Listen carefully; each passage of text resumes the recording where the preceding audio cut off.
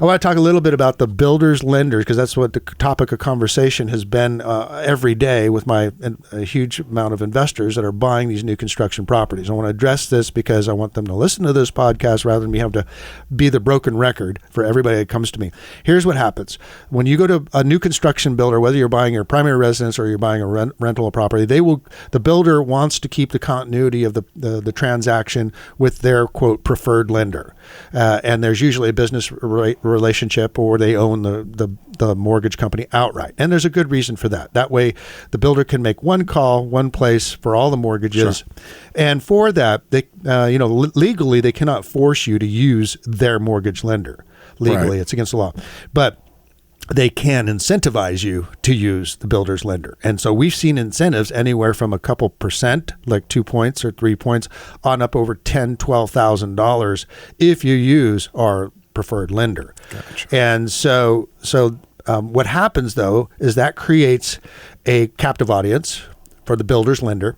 So the builder, all the people getting their mortgages, whether it be investor or primary, are going to shop with that builder's lender because they're going to get this $10,000 in incentives. And if you don't use them and go to another mortgage company, you lose that $10,000 or 2 points or whatever it is. Mm-hmm.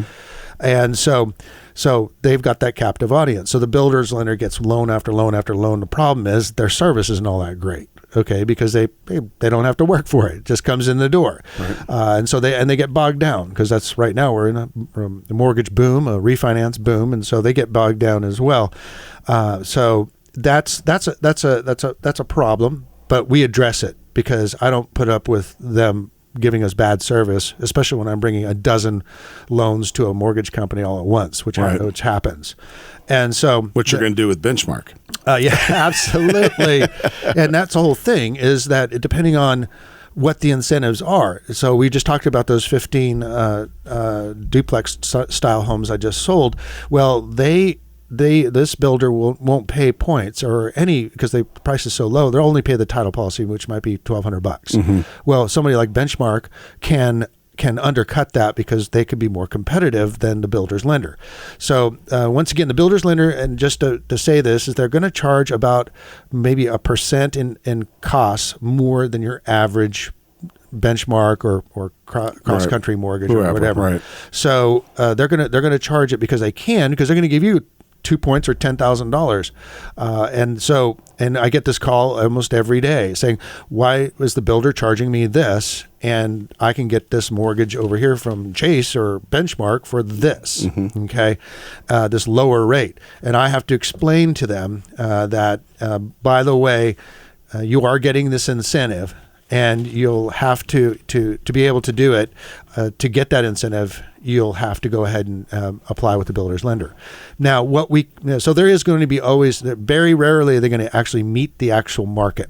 But if they get close, like I say with my clients, if they get close, then we're good. Mm-hmm. If it's out of line, like they're charging 2% more or charging 0.5%, which I've seen recently, 0.5% out of the market, this builder's lender. Being a former mortgage company owner, I know how all this works. And they can't rip off our clients because they have this captive audience. It's a shell game. They make money on the mortgage, but mm-hmm. they're giving money to make that happen, right? Right. So we can't. I won't allow it to happen. So what I'll do is I'll get to the loan officer, then I'll go to his boss, then I'll go to the boss's boss if I needed to. And so I work my way up the corporate ladder in the mortgage company. And I just want them to get in line. They don't have to match University Federal Credit Union or Benchmark's low rates, but they do have to get close, because otherwise I feel like, wait, we're bringing all this business to this builder. They're giving you all these loans, and now you're spiking them on the other side. Right. You're ripping them off. Right. And so if it doesn't work when I get to corporate level of the mortgage company, I will go to the builder and say, we're bringing you all these clients, and you're taking them over here, and they're charging too high. You've got to get it in line, or I'll take my investors somewhere else. Right. So you can do that when you've got a lot of investors and buyers. You can do that. Exactly right. So this is the problem with only being one buyer buying one house in a lifetime from this builder. They don't have much leverage. Yeah. That's why you want a really good real estate broker like me. Yeah. But you want to have somebody that knows the back end. Most real estate brokers really don't, or agents, realtors, they don't really know the lending side like I do, since I was in it for 15 years. But I do. And so I want to make sure that I'll get the builder to at least get in line with the market, and so that's one of the values that you have with a good, experienced, long-term broker, a realtor that knows how the mortgages work. Otherwise, they'll just say, well, just take what you can get, and you remember you're going to be paying this mortgage for potentially 30 years. I tell these mortgage loan officers sometime, I go, you're charging 0.25% higher, and that's about $8,000 over the next 5 years. But over 30 years, it's a lot. Yeah. And you won't even be in the business while this guy's still paying on that mortgage. Right. So, that's kind of thing. I get a real pet peeve on it, and I can see you're passionate about this. Yeah, I can feel it. As I was, we're talking to Dave McMillan here. I used to own a mortgage company. I used to have to compete with the builder's lender all the time to try to get the business, not getting the incentive, and then sometimes taking a much lesser fee to be able to make it happen.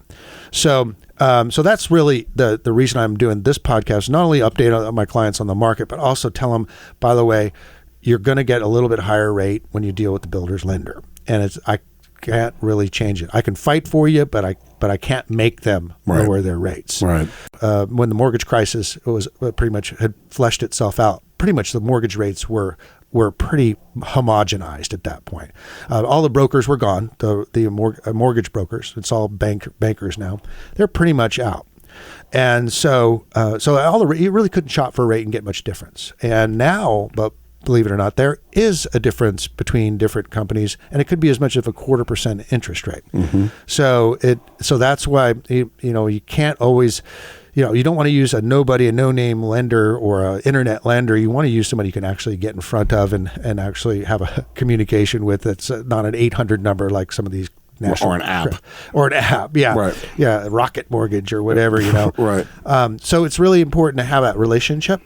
And it's also important to have the relationship where somebody's like me bringing $10 million worth of loans to this loan officer this year. I have a lot of clout with them, and I use it as leverage. Sure. So it's that relationship that we build. It's all about relationships. And we'll get into more mortgage stuff on the next podcast because I think it's really important. It's the key to home ownership, and it's the key to getting a really good investment. That's a lot of information, really good information. Appreciate and it. If someone's watching this and they want to get a hold of you, they can go to your website, they can give you a call. Yeah, Kenn, Kenn at buyaustin.com. Or my phone number, text me, 512-423-5626. Let Kenn use that leverage to help you out. Absolutely. Give me a call.